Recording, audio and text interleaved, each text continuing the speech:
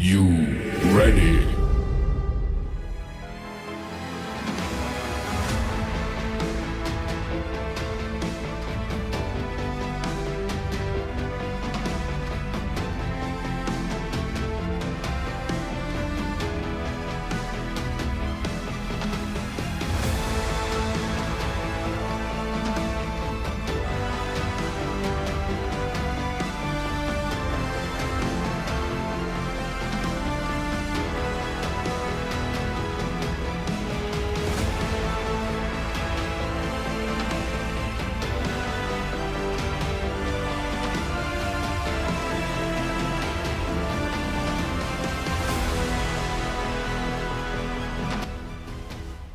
Well, hello there. Welcome to my Fizz EK Impale Champion video. Normally I don't make build guides because either they're meta and a YouTuber has already made a video on it, or they're very not meta and they suck and another YouTuber is trying to tell you it's meta. Either way, it both is horrible and I don't want to be involved in that. But for the very first time in a very long time, I've had nothing to complain about with a build, and so I figured it's a good time to share it. This build revolves using the Entropic Devastation unique gloves to get Impale on our physical spell, in this case Ethereal Knives. It scales a whole host of powerful auras, including Precision, Dread Banner, and Pride, to get a ton of damage. It reaches 80 million unfluffed DPS very consistently, and it reaches 150 with a little bit of fluff. Defensively, it's a champion, utilizing Petrified Blood and Progenesis along with Determination and a whole host of other defensive layers, nearly cap spell suppression, etc. It is incredibly powerful, it can handle all content, has great clear, and has god tier bossing.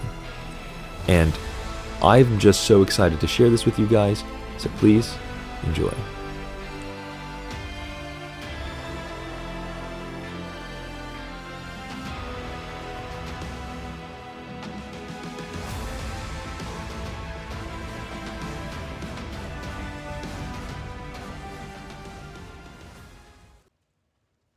Hello everyone, welcome to the build guide portion of the video. I'm going to use the word guide very loosely here, because I don't plan to go particularly in depth with regards to crafting or obtaining any of the gear. The build is incredibly expensive, it is relatively complex, and definitely not made for a new player. If you have the heart to make the build, you can reach out to me and I'll help you directly with it. So I'm going to keep this area nice and condensed and concise, and let's get started. Starting with the weapon, multi-link weapon. Very important to have brutality, crit damage, more spell damage. Your final influence mod can either be spell echo or increased crit chance. Increased crit chance is slightly better, and if you get both, then you just come, because that is the best. And you also have to have an open prefix for +2 support gems. The key of this build is Entropic Devastation, and basically it revolves around using Entropic Devastation to get Impale on build. You really want spell crit on it. I personally vault some unholy amount of these to try to get spell crit, but you don't have to. The build will feel a little bit worse. I am looking, of course, for a better roll, but I think I'm 99 point something % crit chance already. Next is Nimbus. Nimbus is really important. Build does not function without Nimbus. Nimbus is a damage multiplier for the build. On POB, my DPS is 80 million, but if you saw my Uber Exarch clip at the beginning, that is definitely more than 80 million regular boss DPS. So Nimbus is a damage multiplier. I think it gets to probably around 130 to 180 mil, depending on how the shotgun works. The chest is a non-curse aura synth chest. I have a void shock as I'm not quite 100% with my boots, and then just double +2 and then attributes of some sort. The big thing is Dread Banner needs to have high levels, because high level Dread Banner gives you more Impale effect and more chance to impale. Next we have Squire, self-explanatory, and the Synth Ring is vulnerability on hit. I think Cast Speed, Crit Multi, and Chaos Res are phenomenal suffixes, and I would get some sort of decent life and an open prefix to craft non-channeling cost. The boots are very pain in the ass to craft, but I'll leave it to you guys to look at. And then let's talk a little bit about the chest. So this is probably the most expensive item in my build. It is a triple elevated chest with power charge on crit as well. This was an unholy amount of pain to obtain and an extra unholy amount of pain to craft. If you try to emulate this chest with the 2 lowest weight mods in the game on the prefixes, Conk Ground and Explode, you will want to cry. This is going to cost hundreds, over 1,000 divines if you want to try to re-emulate it, so don't. I went about this in a process that was not very conducive to making this chest, but I happened to hit this, and so I was like, yeah, we'll keep this. This is really insane. Alright, the build doesn't function without Mage Blood because we are skirting away a lot of our resistances for good other affixes. Get a Mage Blood and then fill out your flasks as you will. I personally chose crit chance because it's really important, and then I also chose cast speed as my last suffix. You can choose something else if you really like, but I think cast speed in general has been the most productive for me. Moving on to the passive tree. The big 3 things in the passive tree are this right here. Reduce mana cost, non-curse aura, dominus, with a zealot in the middle here on this node, so it doesn't brick reflexes or constitution.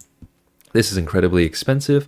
Of course, this is like 40 or 50 div if you want to find one. Then the unnatural instinct here is also really key. The other big thing in the tree is I'm choosing here. Over here in this spot, I could place a maximum recovery from leech tattoo.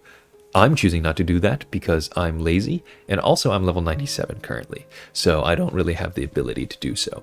And in there is a 4% increased, or 2% rather, increased recovery rate of life, mana, energy shield. This is super important. Recovery rate is a difficult stat to come by.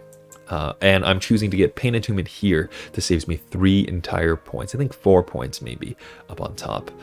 And this also opens up my ability to place the tattoo here. Moving onward, we have our clusters. These are classic Fizz clusters with Ironbreaker, Force Multiplier, and Master the Fundamentals. I'm choosing to do Bane of Legends for 20% more damage. And then I have another cluster up here, and then the multi-passive large is 35% effect, and then some sort of attributes, and then increased damage prefixes. This build has very few sources of increased damage, so you can think of every little node here as proper 3% or 4% increased damage. Every little node here is 3.5% DPS, which is a fair bit. Moving on, we have the Watcher's Eye, which is Impale, double damage, and I got phasing when haste. This build has no other source of phasing. Phasing is really nice. Of course, this eye is ridiculously expensive. I do not expect anybody to be able to emulate this, but it is really good. It's important you get Impale +2. If you can't get Impale +2, then don't buy an eye. Double damage is not worth it by itself. Impale +2 is incredibly key for the build. And for our Ascendancy, we are of course champion. We are taking Inspirational because 30% non-curse aura is really fucking good. Master of Metal is non-negotiable for Impale builds, and we're choosing to take this side for the 20% fortification and just in general fortification. And we're unstunnable, which is really nice from this. And I think that basically covers most of the build. Some key things to watch out for is that this build can do all content, and after playing it, you probably don't want to play any other build ever again.